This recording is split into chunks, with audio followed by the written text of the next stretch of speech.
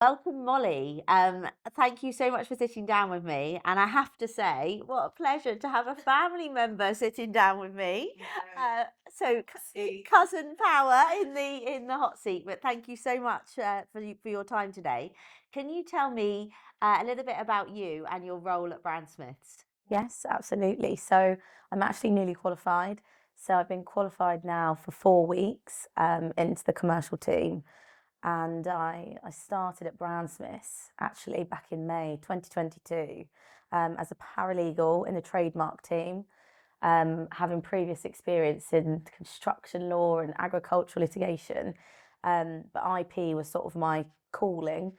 And then I have done my training contract here, which finished on the 1st of September, and I've qualified into Bianca's team. Amazing. Congratulations. I'm so proud of you. And tell me a little bit more about the commercial work that you're doing and kind of what your day to day looks like. Every day is very different. We work for, I think, the commercial team, we work for so many different clients and different businesses in all sorts of different sectors. But we specialise in media and entertainment. So we do a lot of brand ambassador agreements, sponsorship deals, representation agreements. We act for a lot of talent agencies, so sport agencies, influencers, some famous people, lots of football players who I must admit I'm still learning who they all are. And I know recently, at the end of last year, you went on secondment. Can you tell me a little bit about that experience? Yes, my secondment was amazing. I was very lucky. I got sent to Shiseido for 3 months. So every young female lawyer's dream, skincare, beauty, fragrance, um, with incredible offices. I mean, it was like walking into The Devil Wears Prada. And I worked actually under another female, which was great. It's a predominantly female company, which was a great environment to be in, particularly coming from Brandsmiths, where a pretty even split. But I did a whole host of things there, particularly sort of the commercial work. But I worked closely with the different teams within the company. So it was actually more working of a business rather than strictly private law, working a lot with sort of the ASA, the cap codes. I did lots of prize draws. I worked with Harrods, all sorts of different campaigns, quite closely with the marketing team as well. So I had a great experience there with the sort of full workings of a business. But then I also got to do some really fun stuff. And I got lots of nice skincare on my last day, which was great. And I met some really fantastic people as well. And do you think that that's kind of helped to shape you now as you go into your role as a qualified lawyer? Oh, absolutely. Yeah, absolutely. I think it was nice to have a separation from the sort of the strict bogged down in the law to then be in a business. It was a faster pace in a different way. I think in private practice, our time pressures are far more intense.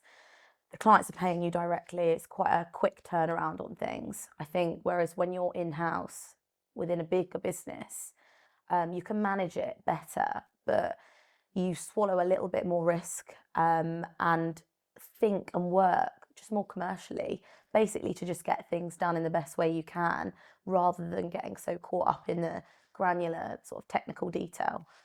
So that was definitely my main sort of takeaway from that, and also trusting myself a lot more. It was just me and one other. That was the whole legal team at Shiseido for UK.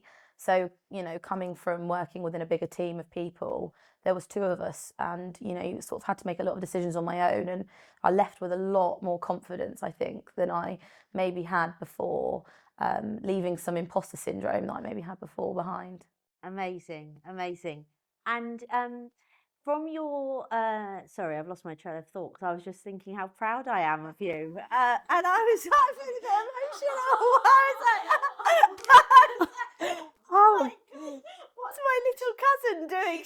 get her GCSEs. I mean, thanks to Auntie Debbie. My mum would be very proud of you, darling. Now I cross the I's, dot the T's, put the commas in the right place. Amazing, amazing. So, what's the biggest thing do you think you've learnt from this journey to since wanting to become a lawyer to qualifying? What's the biggest thing that you've learnt? I mean, that you absolutely can do it. I think I never thought that someone like me would end up someone like here. And I think I didn't actually see a place for myself in law. I mean, even up to when I finished university, I think studying law at Exeter was super high level, and the sort of people that I was surrounded with, the lecturers, there's also the type of law they teach you. It was quite far away from what I do now. It was a lot of case law. It was all very historical. It wasn't super forward thinking. It was very, very technical. And what I do now is very technical in a different way. It's, very hands on. It's very commercial. Obviously, I am in the commercial team. But, I work with talent. I work with companies. I work with startups, small, medium, size companies. We work with a lot of women, which is incredible. And I sort of didn't really see that for myself. Even when I first graduated after COVID, it was quite hard to get a job. I went into agricultural litigation and construction law, and they were both, I mean, I was desperate just to get a job in law, but they were both heavily weighted with men. And, now I work with all sorts of different, it might be a talent agency or a sport agency, or it might be fashion brands, beauty, media and entertainment. It's all stuff that really aligns with my interests anyway. But I never saw this for myself, and I didn't know that it existed.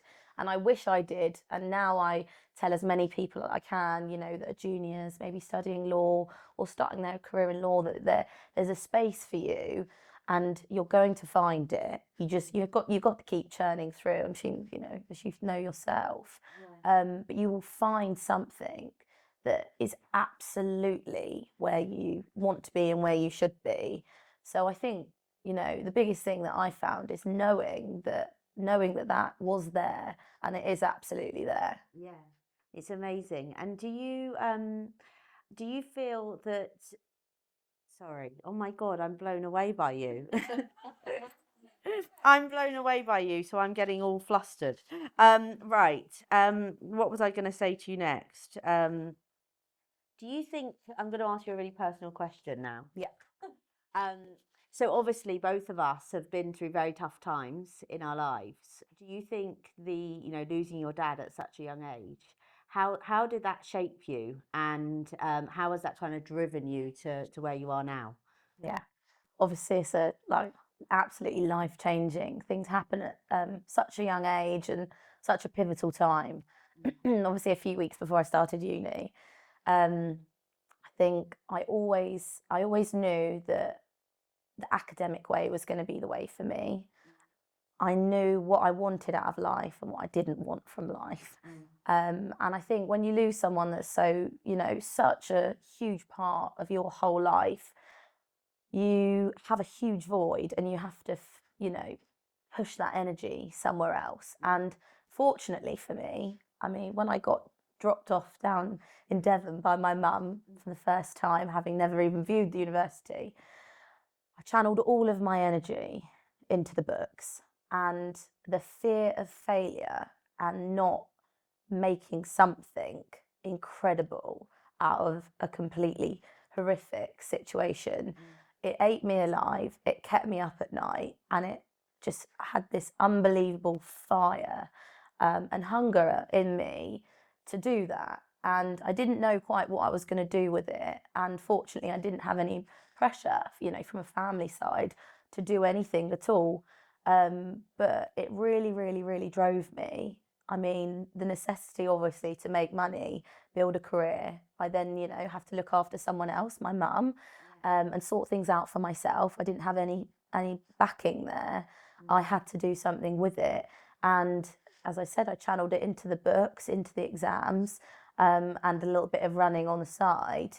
And it gives you an unbelievable outlook on life and a great perspective that I think actually puts you ahead of a lot of other people, because you view things in a different way, you take failure in a different way, you take opportunities unbelievably well, and you grab them and you go with them, and I think you follow your gut a lot more. I felt so aligned with myself and who I was, because I didn't have anywhere else to sort of lean and push it.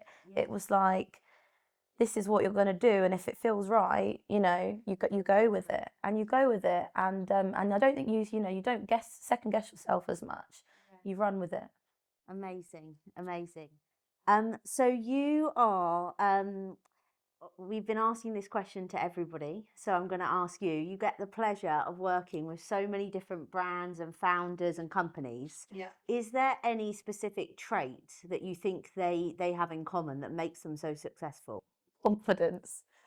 Yeah. They are all very, very confident people. I think something that I've learned over the years is something that you absolutely have to have is confidence in yourself, in your business, in what you're selling, in how you treat people, just all aspects. I think they believe undeniably in what they're doing and the purpose of it. And I think that is what really sets people apart. They are so confident in it. And, people believe it, people buy into it. We do, we work with it. And it has a trickle effect. If a client is very confident in their business and what they're doing, we then feel confident when we're negotiating for them, having calls, putting clauses into things, taking risks, helping them grow. We are fed that confidence, and we sort of push that into what we do as well. Amazing. So if I gave you £1,000 right now and you could start a business, what would you do, and what would you do with £1,000? My goodness me. £1,000. I mean, something that I feel most passionately about, as I sort of touched on a minute ago, is sort of getting people into professions. And I know that I know from my studies that there are many other people that are in similar situations to me. And I've spoken to people about it before, but maybe having an organisation, and these types of things do exist already, but that really eject people maybe from privileged backgrounds, underrepresented backgrounds into professions, which we've seen. We do work with it here at Brandsmiths, and into sort of helping them get their books, sort of giving them some training, getting them in touch with really decent work experience that aren't sort of all the ways the biggest companies, knowing there are other sort of businesses out there that are sort of more small to medium sized. I would definitely, I'd pump as much £1,000 into starting that, and then pull from sort of my network and people that I'm connected to into getting involved too, and placing these individuals and training them, getting them the resources that they need to sort of kickstart their journey into whatever that profession may be, and ultimately giving them the confidence that they can do it and that these places do exist for them. Amazing. And I know that podcasts and books are a big part of your life and things that you like to do. Is there anything that you listen to regularly that have helped you in your kind of business, money world, and helped you kind of that you're listening to day to day? Yes, I do. I have a few that I listen to. My absolute number one favourite is How to Fail with Elizabeth Day. It's absolutely fantastic. She has all sorts of guests from all different walks of life on there, and they all bring something completely, different to the table. And Happy Place with Fern Cotton. I love It's another incredible one. They touch on all sorts of different things. Yeah, perfect. And last question from me. If you had a dream dinner party guest, it can be an athlete, celebrity, entrepreneur, dead or alive, who would it be? Danny Dyer. I think he's so funny. I've listened to him on a few podcasts. I'd just love to hear how he's got into what he's doing. And, I'd love to hear about his family, what he likes to have for dinner, what he does day to day. I just think he's brilliant. And I was listening to him on a podcast the other day, and he really kickstarted my day with just a bit of joy. It's just sort of low key and fun. I'd love to have him there. Amazing. I can't tell you how proud I am of you. Thank you so much for joining me. Thank you. Oh my God, I feel like crying. Mollie! What happened?